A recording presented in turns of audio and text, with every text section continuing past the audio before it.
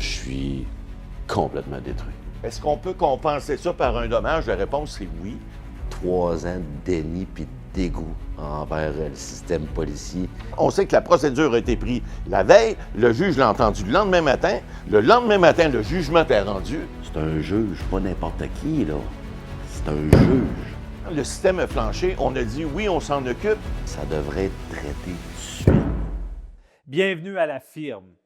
Imaginez, vous êtes un bon samaritain, vous aidez quelqu'un et vous en perdez la vie. Aujourd'hui, on reçoit le fils d'une victime dans le dossier de Kim Lebel. C'est un véritable film d'horreur qui s'est joué dans ce quartier paisible de Québec en fin d'après-midi, mercredi. Donc le 6 avril 2022, Kim Lebel, qui était désorganisé à l'extérieur de chez lui, torse nu, criait. Et c'est là que donc la victime, Jacques Côté, s'est présenté à lui. Il le voit frapper à l'aide d'un coupe-glace sur des voitures dans lesquelles se retrouvent des gens. Des vitres sont fracassées. Afin de tenter de le raisonner et venir en aide à une femme dans son véhicule, Jacques Côté sort pour s'approcher de Kim Lebel. Ce dernier le frappe violemment à la tête à plusieurs reprises, entraînant son décès. Et le présumé meurtrier, Kim Lebel, 30 ans, accusé de meurtre au 2e degré, souffrait de graves problèmes de santé mentale. Le problème, c'est que la famille avait avisé les policiers qu'il était dangereux et qu'on n'est pas intervenu. Un ordre obtenu le 6 avril que les parents transmettent à la police vers 12h25. Après diverses vérifications, les policiers prévoient intervenir en soirée auprès de Kim Lebel, qui commettra l'irréparable en après-midi cette journée-là. L'homme qui était accusé de meurtre non prémédité a finalement été jugé non criminellement responsable. Le fils de la victime croit que la mort de son père aurait pu être évitée. La perte d'une vie humaine, alors qu'il est compris que le décès aurait pu être évité, demeure toujours une tragédie pour les proches ainsi que pour la société. Par cette sortie, Simon Côté espère qu'un avocat entendra son appel, qu'il le contactera pour prendre en charge le dossier et défendre la mémoire de son père.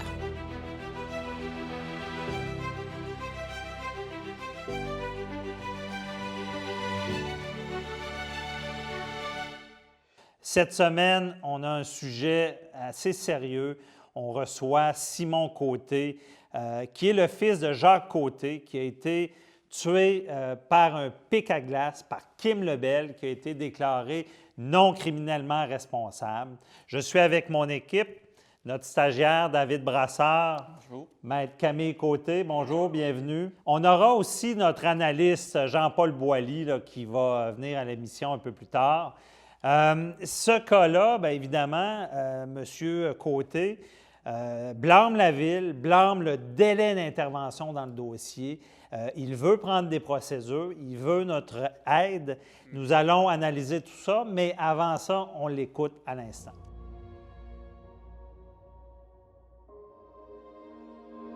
M. Côté, vous venez nous voir aujourd'hui. Là. Pourquoi vous voulez poursuivre dans ce dossier-là? Dans le fond, le but de mes démarches envers vous, c'est que ça se fasse savoir par les médias, que ça se fasse comprendre qu'il y a eu une faute policière grave, puis que malgré les enquêtes du coroner qui ont demandé des choses, je souhaite juste que ça fasse un impact pour pas que ça recommence. Avec votre père, c'était quelqu'un d'important pour vous, là. Quand tu travailles avec ton père à tous les jours puis que tu y parles au-dessus de 20 fois par jour, ça va être ma 3e anniversaire le 20 mai que normalement je la passe avec mon père. Tu sais. Ouais. Parce que mon père c'est le 18, moi c'est le 20. Puis on allait tout le temps au chalet. Puis, depuis de ça, là, moi, j'ai joué au yo-yo avec mes médicaments. C'est épouvantable. Là. Essaye un médicament, baisse un, remonte l'autre. C'est des rencontres de psychiatres, puis de psychologues, puis d'appels à SOS Suicide la nuit parce que... Vous avez pensé au suicide? Ah, j'ai pas juste pensé, j'ai essayé. Il n'y a pas une journée que je pense pas être avec mon papa. Mais j'ai une vie aussi, tu comprends? Oui. Fait que j'essaie de garder le cap. Et là, suite au rapport du coroner, on détermine que ce ne serait pas les policiers qui seraient en cause, mais du fait qu'on n'a pas traité cette demande-là rapidement, vu le danger. Là. Ben, c'est ça. Ouais, oui, mais quand le papier, le document est arrivé au... Le jugement? Le jugement est arrivé dans les mains de personnes responsables pour ça. Ça devrait être traité tout de suite. Mm-hmm. C'est un juge, pas n'importe qui, là. C'est un juge. Commence pas à me dire, on va vérifier s'il faut emmener telle équipe avec des tasers, puis... Non, il y a déjà une équipe de près, vous partez, il y a le papier là. Attends pas que l'autre rentre pour son chiffre du soir, puis que... Non.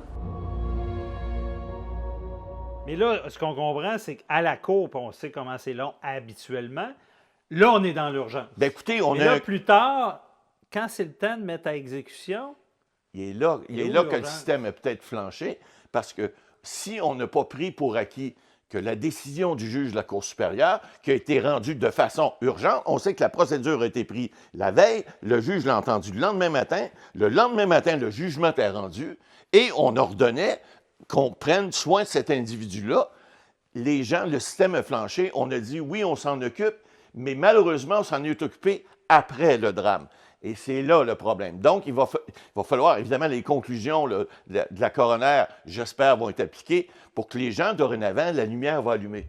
Suite à la mort de votre père, au drame familial, vous apprenez qu'il y a eu des manquements. Là. Ah oui. Puis comment vous vivez ça, que le système n'ait pas pu protéger votre père?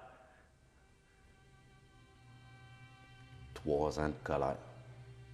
3 ans de déni puis de dégoût envers le système policier qui est supposé d'être là pour nous.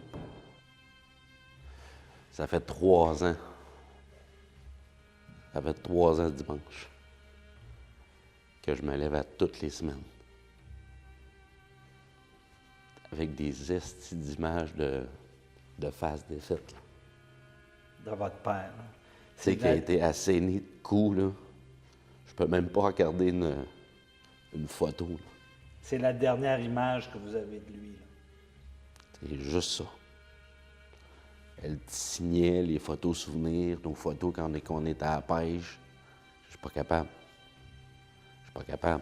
C'est la première affaire qui me saute dans la face. Mm-hmm. Une face qui est défaite. Parce qu'il s'est acharné là, quand il y avait des coups. Ah oui, il s'est acharné. On va dire, comme l'ambulancière a dit,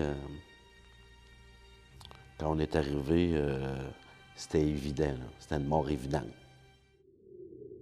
On entend des choses accablantes. Évidemment, perdre son père de cette manière-là et qui est défiguré par l'arme qu'utilisait Kim Lebel. Évidemment, pour son fils, c'est un traumatisme extrême parce qu'il l'a vu.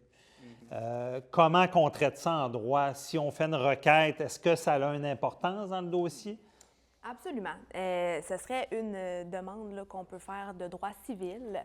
Puis, à ce moment-là, c'est sûr que l'atrocité là, de ce crime-là va venir jouer sur le montant, en fait, là, qu'on peut venir réclamer parce que ça vient jouer beaucoup sur les impacts psychologiques de la victime. Monsieur Côté, comme on l'entend, Monsieur Simon Côté, là, le fils, est impacté psychologiquement de manière majeure là, suite à cet événement-là. Puis, ça a des impacts là, sur sa vie, sur son emploi, sur sa famille, sur ses proches, sur son train de vie. Donc, nécessairement que oui, ça peut avoir des impacts importants là, sur la somme qu'on peut venir demander là, en dommages. Là. OK. Parce que c'est ça. Dans ce cas-là, il va falloir une expertise. Parce que là, bon, il va devoir avoir besoin d'aide. Il va falloir un expert qui va déterminer ce qu'il a vu, ce qu'il a vécu, quel est l'impact sur lui et combien ça vaut au final. Là. Parce qu'en civil, c'est ça, on ne peut pas envoyer personne en prison, mais c'est pour des dommages, un baume. En droit civil, comment qu'on voit ça, ce baume-là? Là? Là, c'est certain que monsieur pourrait réclamer des dommages moraux. Il y a un droit à ce qu'on appelle du solatium doloris, ce qui est une... Solatium doloris, c'est du latin. Et c'est quoi que ça dénote? Ça représente le chagrin qu'une personne éprouve lorsqu'elle perd un être cher. Donc, c'est un préjudice, mais c'est un préjudice non économique que la Cour peut offrir aux victimes. Mais dans le fond, c'est qu'il y a quelqu'un avec qui on était proche. Là, il y aurait eu une faute et c'est un montant qu'on donne pour ça, là, dans le fond, qui est lié à cette perte-là. Là. Oui, exactement. Donc, lorsqu'on perd un être cher, évidemment, la victime a des souffrances, subit un préjudice, et c'est pas comme perdre son travail ou est-ce qu'on peut facilement mettre un chiffre là-dessus. Là, on met un chiffre sur la tristesse qu'on ressent et on indemnise la victime de cette façon-là. OK. Doloris, c'est ça, c'est la douleur qu'on a lors de la perte. Bon, et dans cette demande-là, il va falloir prouver la faute de la ville, là, parce que c'est tout son dommage, il faut que ça soit relié à ce que les policiers auraient tardé à agir. Tout à fait. C'est assez troublant, là, les faits de ce dossier-là. Là. Il y a un élément que M. Côté nous a raconté hors onde, là, où est-ce qu'il y a l'acharnement de Kim Lebel sur son père, le visage, les parents de Kim Lebel qui croyaient justement que l'ordonnance avait fonctionné, qui avait été à l'hôpital, qui était traité. Eux sont arrivés sur le fait et à tel point qu'il a fallu que le père prenne son véhicule pour frapper Kim Lebel pour qu'il arrête de s'acharner sur son père. Donc, c'est des éléments qui doivent, en droit civil, amplifier ce dommage-là. Là. C'est une situation très grave. Bien, tout à fait. Là, pour qu'un père en vienne à dire « c'est tellement grave que je dois moi-même poser une action contre mon enfant pour l'arrêter c'est assez... oui, c'était de l'acharnement là, que M. Lebel faisait. Là. Oui, On continue d'écouter son témoignage. Là. Évidemment, vous allez voir, c'est très émotif là, parce que c'est un drame qu'il a vécu. Pensez-vous que votre père a obtenu justice, là, au final, avec ce que vous avez vu dans le processus judiciaire? 0, 0, 0, 0. La seule chose que je suis comme heureux pour mon père, c'est que cette personne-là, en ce moment, est délinquant à haut risque. Fait que cette personne-là, elle ne peut pas, demain matin, s'en aller chez lui, justement, puis tondre son gazon. On arrête l'entrevue, là, parce qu'il y a quelque chose que M. Côté a dit. Il parle de délinquants à haut risque. Bon. C'est quoi en droit, là? Qu'est-ce qu'on veut dire par là? C'est un espèce de titre, je vais appeler ça comme ça, là, qu'on donne à quelqu'un qui a eu une probabilité marquée d'user de violence envers quelqu'un, donc soit envers d'atteindre à la vie là, de quelqu'un. Et ça, c'est une demande qui doit être faite par la couronne. Donc, en cour supérieure, on fait cette demande-là. C'est une demande au juge. Une demande au juge, c'est exactement. Pas à la commission des délibérations. Non, on est vraiment en cour supérieure dans deux cours séparés. Là. On est vraiment en cour supérieure ici. La couronne fait la demande pour que ce titre-là soit attribué, dans le fond, à un accusé. Pour faire en sorte là, que cette personne-là ne pourra pas là, sortir de l'hôpital dans lequel il va être.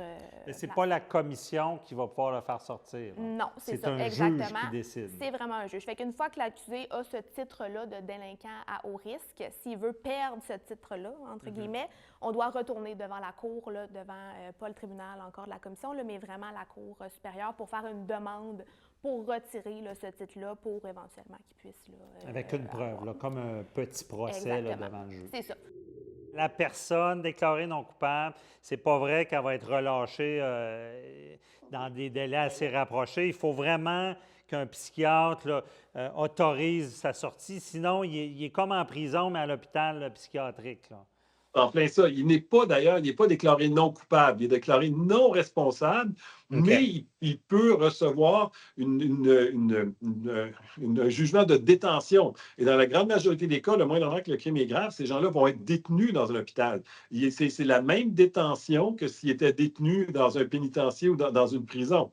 Et ceux qui peuvent alléger ça, à la limite déterminer que c'est terminé, c'est la commission d'examen qui va revoir cette patiente-là. Et tant que la personne présente un danger sérieux pour la société, la commission d'examen va rester dans le dossier et va imposer des conditions. Parce que ça, c'est une autre chose.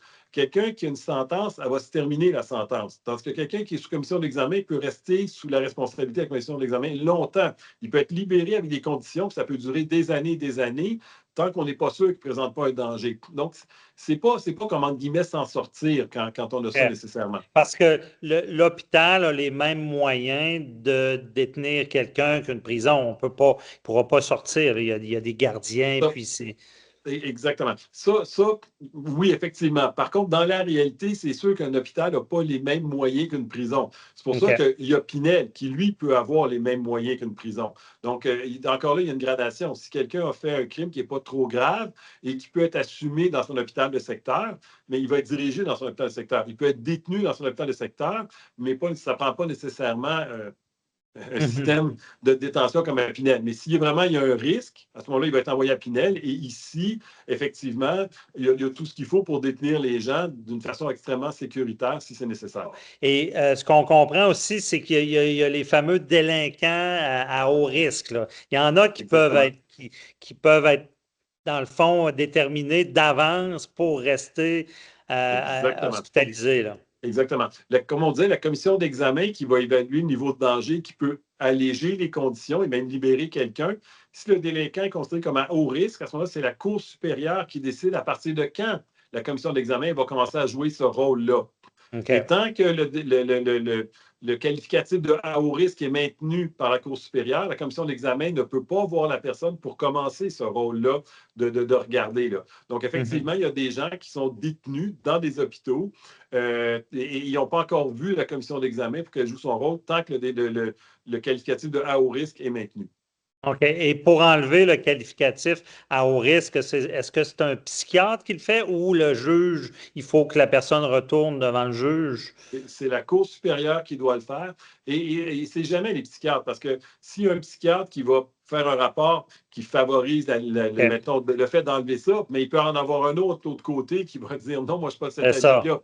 Donc, habituellement, dans les dossiers, on pense que les psychiatres ont un impact. Oui, ils peuvent avoir un impact, mais il faut se souvenir qu'habituellement, il y en a de chaque côté. Donc, si on retient l'opinion d'un psychiatre, c'est qu'on n'a pas retenu l'opinion de l'autre. Donc, oui, les psychiatres ont un impact, mais pas tant que ça non plus, là. Comment on peut vous aider? Qu'est-ce qui mettrait du baume sur votre peine qui est inconsolable, je le comprends, là. Mais comment vous voyez ça? Il n'a pas de baume, ça, justement. Il n'y a pas de baume qui va apaiser. Il n'y a pas aucune recommandation aussi sur une enquête du coroner qui va me mettre un baume sur ça. On voit qu'il y a un dommage là, de son côté. Mais là, on veut intenter une poursuite civile. Là. Qu'est-ce qu'il faut mettre de l'avant dans ce dossier-là? C'est sûr que quand on intente une poursuite en responsabilité civile, il y a la trinité. Donc, il faut établir le dommage, la faute et le lien de causalité. En l'occurrence, le préjudice est flagrant. Là, il resterait à établir... Préjudice, là, c'est ce que lui vu. Là, les images, il rêve à ça. Ça, c'est le préjudice. Ça serait le préjudice. C'est là-dessus qu'on irait sur une expertise là, de dommage. Ouais. Ensuite, il y aurait évidemment la faute. Là, où est-ce qu'on reproche aux policiers de ne pas avoir agi suffisamment rapidement. On se souvient, il y a un juge qui dit qu'il faut aller chercher M. Lebel tout de suite. Il y a une requête de soins. C'est un individu dangereux. Et là, de ce qu'on comprend de M. Côté, c'est que les policiers ont tardé à agir. Donc, ce serait la faute. Ça serait se demander est-ce que les policiers raisonnables dans les mêmes circonstances auraient agi de la même façon. OK. Ça, donc, c'est la faute. Parce que l'ordonnance de soins, c'est pas facile à avoir non plus. Non, on pas l'a en du tout. urgence, Oui, là, quand même. oui, tout à fait. C'est souvent, comme on le dit, comme monsieur en témoigne, là, ça passe dans 24 heures. Là. On voit, qu'on constate qu'il y a des événements qui font en sorte qu'on doit faire une requête de soins. On fait la requête, passe devant le jugement dans les 24 heures. Puis par la suite, bien, la famille est allée porter ça à la police immédiatement. Là, dès qu'ils l'ont eu, ils ont dit hey, attends un peu, là. C'est ça. Et là, c'est l'intervention, c'est l'urgence sur le coup. Mais souvent, les policiers refusent d'agir si quelqu'un semble bien. Oui. Mais là, on peut passer devant un juge, parce que les parents avaient la crainte Ben qu'il oui. arrive de quoi, là. Et on a ça en urgence, mais on ne l'a pas appliqué assez vite. Là. Non, c'est ça. Puis en fait, c'est ça. Le P38, les policiers peuvent agir tout de suite. La requête, bon, c'est quand ils ne veulent pas nécessairement le faire tout de suite. On passe devant le juge, je fais cette demande-là. Là, ça passe. Et là, bien, je ne me prononcerai pas pour le service policier, mais il y a une sorte de classement un peu là, des dossiers pour lesquels on doit agir selon certains délais. Fait que là, classement 1 étant les plus urgents, classement jusqu'à, selon le degré d'urgence. Et là, on n'était pas à 1, alors qu'on aurait dû l'être probablement. Là, on était Mais dans plus notre à 3. requête, c'est ça qu'on va mettre de l'avant. Absolument. C'est de dire que il était un danger pour les autres, là. Puis c'était pas juste une supposition. Et clairement, il a agi, puis ça a été des conséquences terribles. C'est ça, parce que si le jugement est en urgence, ben oui. c'est quand même très particulier que l'exécution ne l'est pas. Là. Oui. Ouais. OK. Bon. Fait, on va. Ça démontre ce qu'on met de côté, évidemment, avec notre stagiaire, là, les faits, la trame de faits, le droit qu'on va mettre dans la requête. On continue à écouter M. Côté. M. Côté, qu'est-ce qui vous choque dans cette histoire? C'est que il y a quelqu'un qui n'a pas fait sa job. Il y a négligence. Le résultat de ça, c'est que je suis complètement détruit. Maître Boily, vous avez entendu l'entrevue préliminaire du client. Là. Bien triste. Un cas assez accablant. On se dit à qui la faute, comment ça peut arriver. Ouais. Là, il va falloir rédiger une requête. Là. Quel angle on prend là, dans ce dossier-là? Là? Bien, dans ce dossier-là, écoutez, évidemment, c'est un événement qui est malheureux. Maintenant, le client a subi un dommage, ça me semble évident, c'est clair. Tout ce qu'il a raconté lors de l'entrevue, il y a des séquelles qui sont probablement à vie. Là. Alors, est-ce qu'on peut compenser ça par un dommage? La réponse, c'est oui. Maintenant, comment le faire, comment quantifier ce dommage-là, c'est ça qui est important. Parce qu'il y a une obligation, évidemment, vous savez, dans la loi, il y a une obligation de mitigation de dommages, donc on doit faire en sorte qu'on va essayer de minimiser autant que possible le dommage. Est-ce que cet individu-là est capable encore de travailler? Ça fait 3 ans qu'il ne travaille plus. Là. Bon, est-ce qu'il va revenir d'une façon ou d'une autre avec une incapacité partielle ou permanente? Ça, c'est une autre chose qu'on ne peut pas évaluer pour l'instant. Là, ça va prendre une expertise. Ça va prendre une expertise, puis il va falloir qu'un psychiatre, un psychologue, les gens qui sont experts en le domaine, disent, bon, mais cet individu-là, voici les conséquences de ce drame-là, parce qu'il s'agit d'un drame, vont faire en sorte qu'il va avoir une incapacité ou partielle ou permanente. Si elle est partielle, elle est de combien de pourcentage? Et à partir de là, c'est là qu'on va pouvoir quantifier, parce que chaque point de pourcentage va être évalué en fonction des barèmes, des critères qu'on a. Et là, il va falloir enquêter, vérifier plus à fond. Mais d'entrée de jeu, M. Boily, on a une cause ici? Bien, sûrement. Là où il va falloir faire une bonne recherche, puis vos gens dans votre firme devront travailler là-dessus, c'est de savoir, est-ce que le dommage peut être quantifié d'une façon certaine? Est-ce qu'on peut rendre responsable le service de police, la Ville de Québec, de ce dommage-là? Et si, M. Boily, on parle de montants, il va falloir mettre des montants là-dessus pour donner un peu de baume. Là. On parle, au Québec, là, on parle de quel genre de montant pour un dossier comme ça? On a parlé tout à l'heure de dommages punitifs. Si les dommages punitifs peuvent s'appliquer, je ne dis pas qu'ils s'appliquent, s'il y a eu une négligence grossière et si on est capable de le démontrer, on va aller chercher des montants beaucoup plus importants en vertu des chartes. Maintenant, si ce n'est pas le cas, les montants ici au Québec, ce n'est pas comme aux États-Unis, les montants sont moins élevés. Maintenant, il y a certainement des montants qu'on pourrait obtenir. Il ne faut pas oublier non plus que ça va prendre une expertise vraiment solide qui va dire, ce monsieur-là, voici le dommage qu'il a subi et voici le montant qu'on pense que ça vaut. Ouais, Et parce là, que on ne parle pas de millions de dollars. Maître Boily résume la situation avec son expérience. Et nous, il va falloir mettre en œuvre une requête. Qu'est-ce qu'on va faire, Maître Côté? Bon, c'est sûr que là, en premier, on va mandater notre stagiaire pour faire des recherches, comme toujours.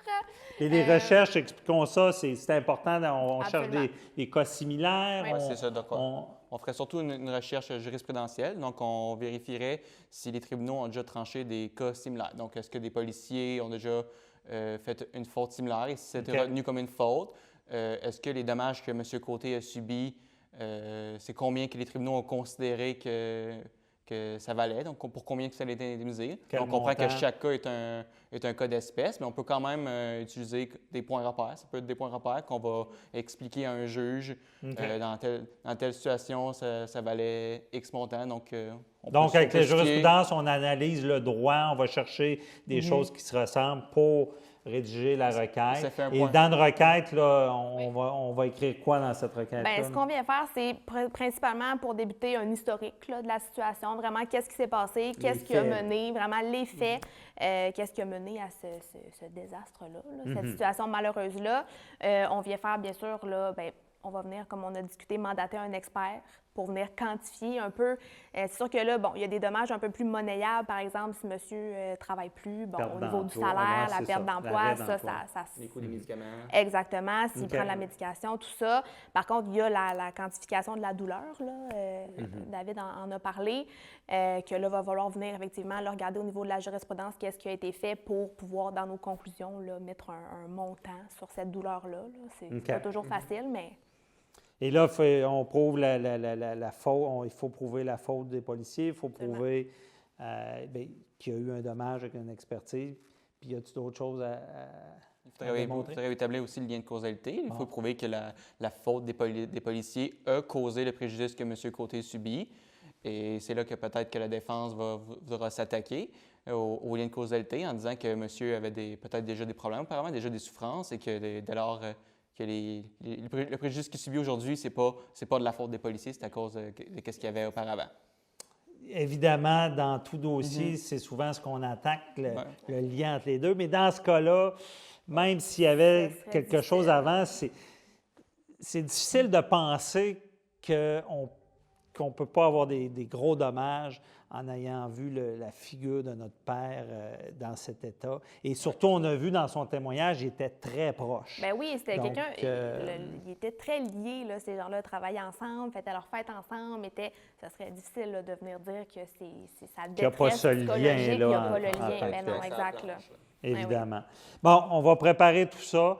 À la maison, vous vivez des injustices, vous avez des cas, écrivez-nous sur lafirme.tv. On a notre boîte confidentielle également. Vous pouvez nous parler. On garde ça, tout ça confidentiel. On se retrouve la semaine prochaine.